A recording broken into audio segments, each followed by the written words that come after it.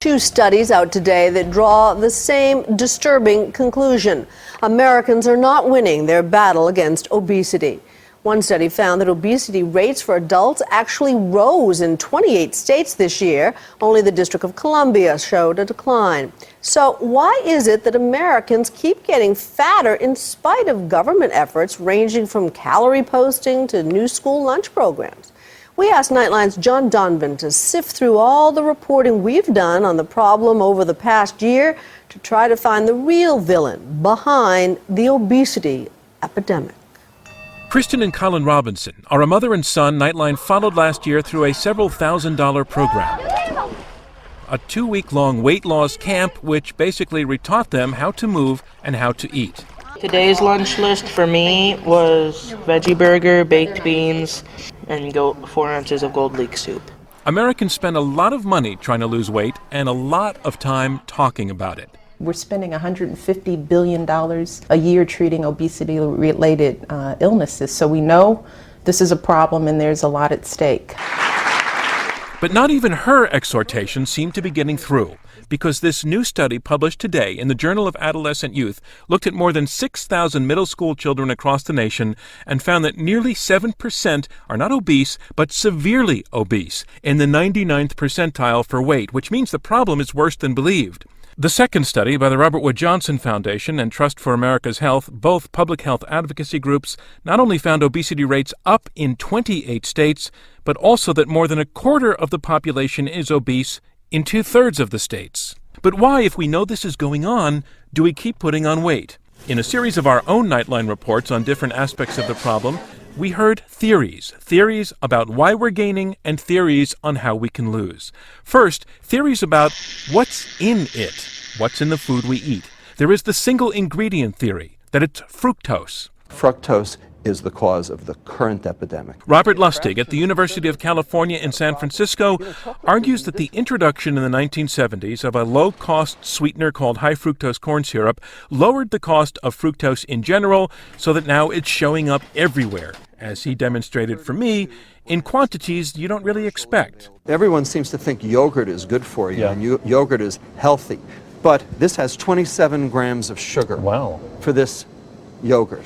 So, is it worth it? This has 27 grams of sugar, too, per serving. It's everywhere. It's ubiquitous. The worst part being he thinks that fructose messes with our brains, making us ever more hungry. So your brain thinks you're hungry, because if your brain can't get the leptin signal, that's starvation. Feels like starvation. Feels like starvation. He has his opponents, however. Consumers should know that fructose is a sugar, and a sugar is a sugar, whether it comes from cane or corn or beet, and that Mother Nature gave us fructose in all the fruits and vegetables that we eat, but also in combination with another simple sugar, glucose. That has high fructose corn syrup in it. And? You know what they say about it? Like what? This is an ad created by Audrey Erickson's group, the Corn Refiners Association. And in a funny way, they agree with Dr. Lustig, who says there is no difference between high fructose corn syrup and sugar. But Lustig says the level of obesity in America began to climb around the very time that the food industry started using lots of high fructose corn syrup, because he says it's just so cheap and so readily available and therefore so everywhere. Okay, so if it's not just one ingredient that's the problem, maybe it's that there are all kinds of ingredients that just don't belong in the food we eat. That's what Michael Pollan thinks. I come up with some rules to help you distinguish the food from the edible food-like products. One is, don't eat anything that your great-grandmother wouldn't recognize as food. You know, if she picked up a box of Go-Gurt portable yogurt tubes, would she recognize this? I don't think she would. Pollan walked me around an organic farm, arguing that we just have to get away from packaged foods because humans are not designed to eat food that way. This is not food, by my definition. It's not food? No. If you look at processed food, the 3 buttons that are consistently pushed by the food scientists are sweet, fat, and salt. Our bodies are not well adapted to the food environment we're in. There's a disconnect now between what we evolved to like and what's now available to us. Whole grain guaranteed. I mean, Quaker produces oats, right? Then there is another category, how they sell it. the food we eat. New York Times food writer Mark Bittman took issue with the green check mark, a symbol introduced by several food makers last year to indicate that these items were smart choices for people who wanted to start eating better. Fruit Loops, of course, has no fruit in it. Just to set the record straight, I mean, it has more sugar per serving than many cookies. When sugar is 40% by weight of the product, what is the product? The product is dessert. It's not breakfast cereal, it's dessert. But there's actually added vitamin A and vitamin C and fiber. But you can put vitamins and minerals in garbage and it'll meet the nutritional requirements as long as the garbage is low in fat, basically. Again, there was another point of view. We believe the Smart Choices logo can move people, I'll call it up the ladder, away from high-fat foods, foods with high sugar content, foods with high cholesterol in them. I think we can move people by gradually saying, you know, this is a smarter choice than you've been taking before. But it was not long after this broadcast that the green checkmark program was dropped. Then there's a whole set of theories built on how we eat it, which several of our reports found is mostly without thinking. You hungry? Yeah. Like the family in Republic, Missouri, who volunteered to let us watch them eat for a day, where the discovery they made upon being watched was they didn't have any idea how many calories they were taking in.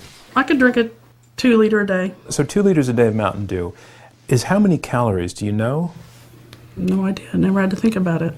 And the family in West Virginia, where there are 11 brothers and sisters and everyone has diabetes, and they know the smart way to eat, they just don't seem willing to stick to it. Which brings us finally to all the reports we've done on what we should be doing about this. We went to a school in Wyoming where they not only started limiting portion sizes and pushing fruits and vegetables, they also began to put the kids' body mass index on their report cards. We visited Albert Lea, Minnesota, that was trying out several ideas proposed by Dan Buettner, who has studied how healthier communities around the world do it.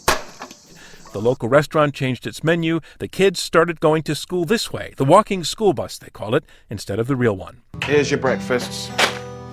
We profiled British chef Jamie Oliver and his TV series, devoted to getting Huntington, West Virginia, to lose weight. I need you to know that this is going to kill your children early. Yeah, we're talking about 10, 13, 14 years off their life. And back to that family in Republic. So let's see how many 3/4 cup servings are in this bowl. We got them in touch with a nutritionist who taught them a lot they didn't know before about portion control. Oh no. Results? That's three. Well, we Okay. do know this, that in Republic at least, the mom has lost 18 pounds and her husband 36, which shows it can be done, but you have to try. And maybe there just isn't enough of that going on. I'm John Donvan for Nightline in Washington.